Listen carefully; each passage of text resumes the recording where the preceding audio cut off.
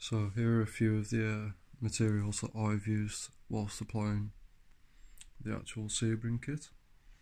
The bridger filler is probably your main thing that you will need.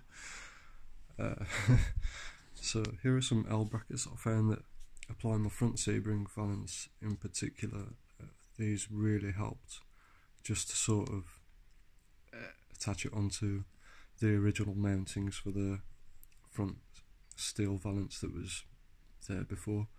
Some of you might want to keep that on and just apply it over it. I think that would sort of defeat the purpose of reducing the weight of the actual vehicle.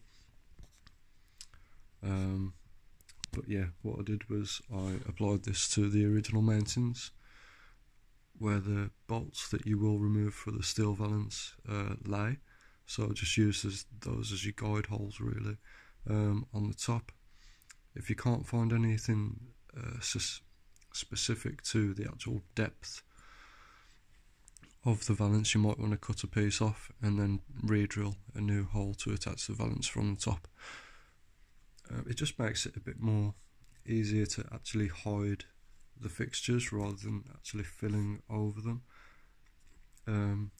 Some of you might want to go the pot rivet way. I found that quite unsuccessful, to be honest, as the fiberglass is quite brittle in itself. Don't forget to add washers to the back of these because that's something I hadn't considered.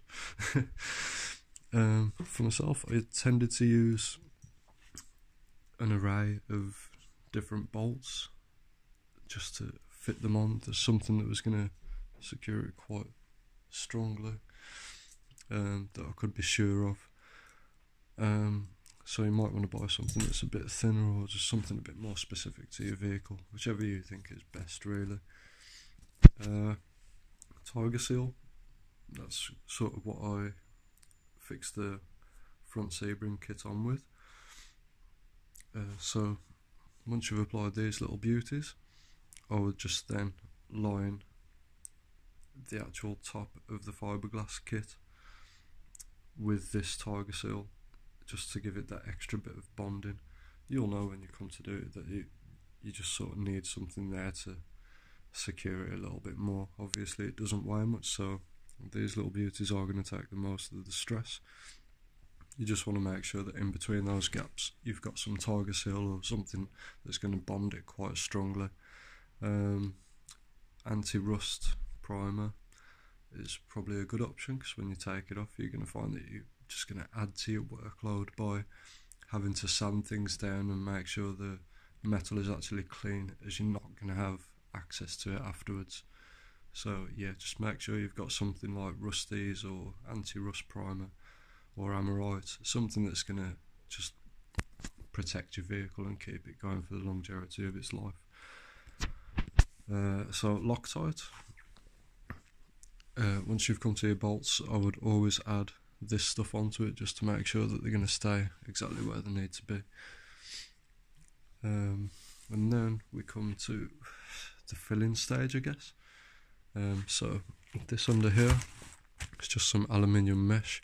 It's going to add that extra bit of strength to the bridger that you're going to apply. So obviously under stress this stuff's going to flex and it's going to crack and it's going to come away, and it's just going to wreck every little bit of effort that you've put into the vehicle over the course of what, a week or something daft. So yeah, I've pretty much got through this tub, front and back so far. I still need to do the back valance a little bit more as I've just not had time that I wanted. That's going to bridge your gap, it's going to fill up any sort of blending that you need to do, and then you come to the P38.